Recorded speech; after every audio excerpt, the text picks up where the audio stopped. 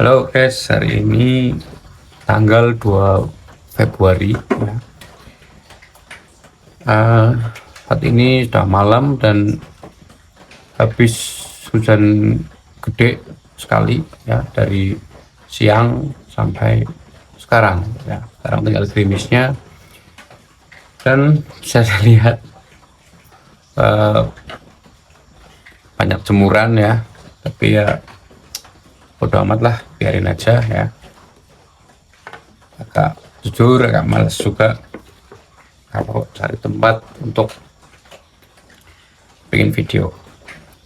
Jadi aku ingin cerita ya, hari ini aku dapat kesempatan ya ngasih sebuah orientasi di tempatku bekerja ya, di rumah sakit. Jadi rumah sakit tempatku bekerja itu habis menerima perekrutan ya, bidan ya, itu 5 orang ya, 5 orang bidan. Kemudian aku dikasih kesempatan untuk kayak ngisi materi ya, sebenarnya tentang al-Islam dan kemuhammadiyahan gitu ya. Tapi karena waktunya itu 1 jam ya, kemudian baru setengah jam itu materi tentang keislaman dan kemuhammadiyahan, itu aku rasa sudah cukup setengah jam. Jadi aku masih ada waktu setengah jam lagi untuk ngomong di situ. Lalu aku coba ngasih materi ya, masukannya terkait dengan beberapa hal. Salah satunya adalah tentang pelayanan di rumah sakit. Itu aku ngasih contoh beberapa pelayanan yang nggak bagus ya, dan memberikan saran, rekomendasi bagaimana pelayanan itu seharusnya dilakukan di rumah sakit khususnya, dan terkhusus lagi untuk profesi mereka sebagai bidan gitu ya.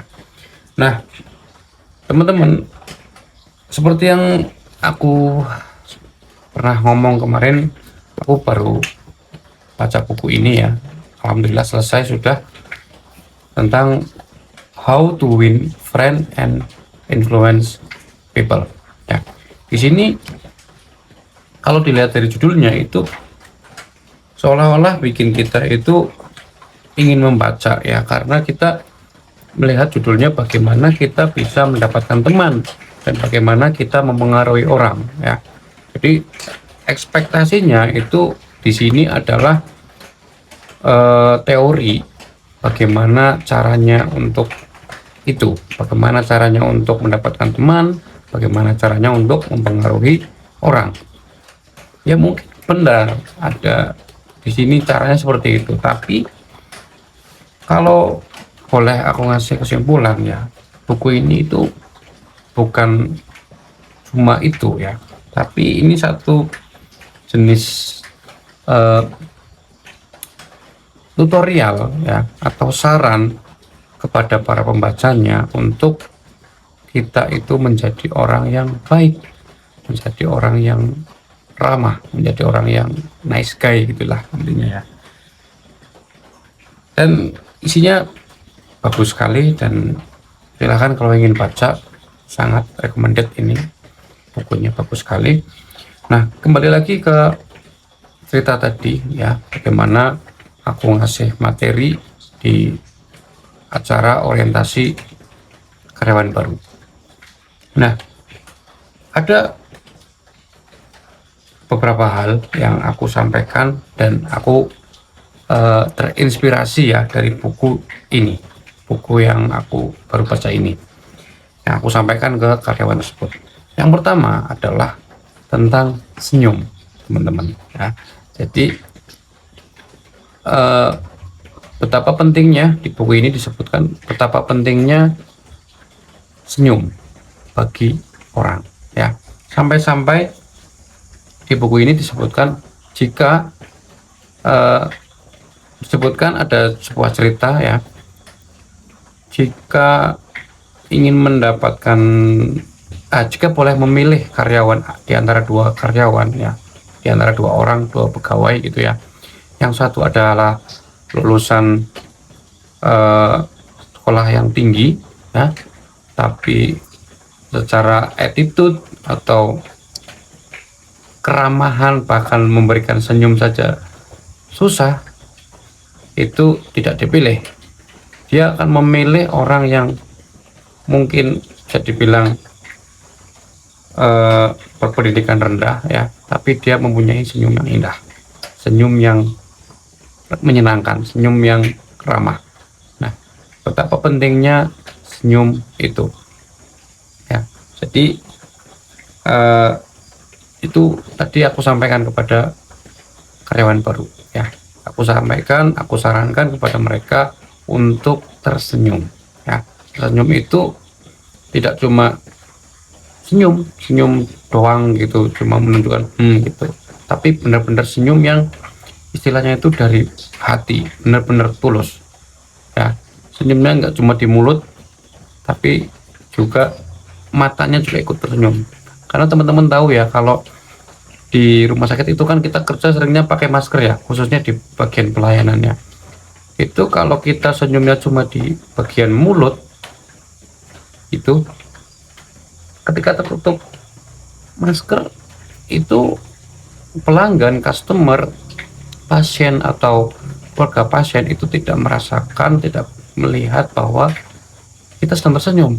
Tapi kalau kita senyumnya benar-benar dari hati ya, sehingga mata pun ikut tersenyum, itu akan jauh lebih baik, jauh lebih powerful gitu ya.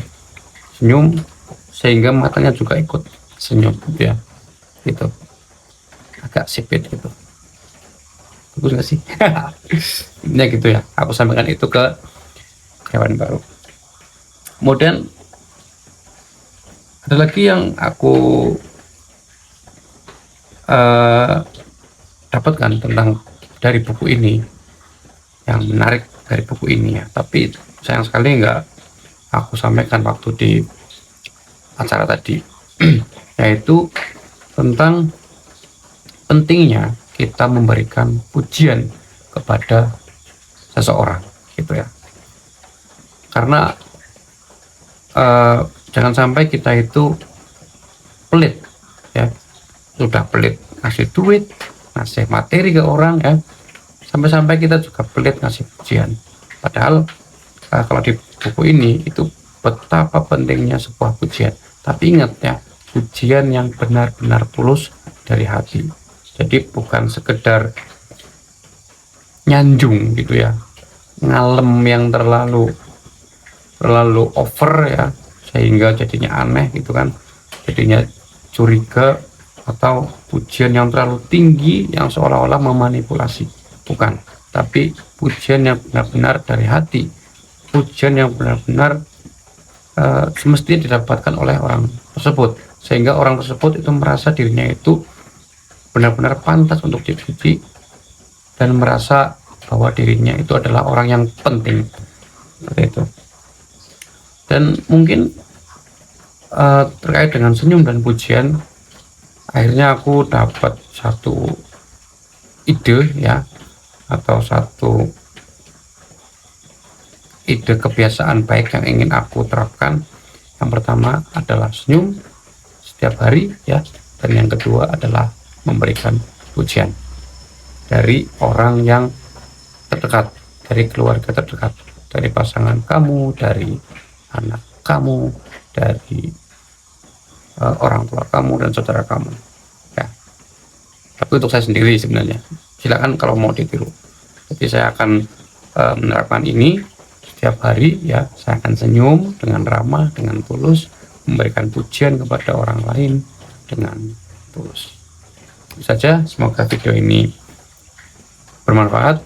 Jika ingin ditiru atau ingin ada hal yang baik yang ingin diambil, silahkan. Semoga bermanfaat. Sampai jumpa di video selanjutnya.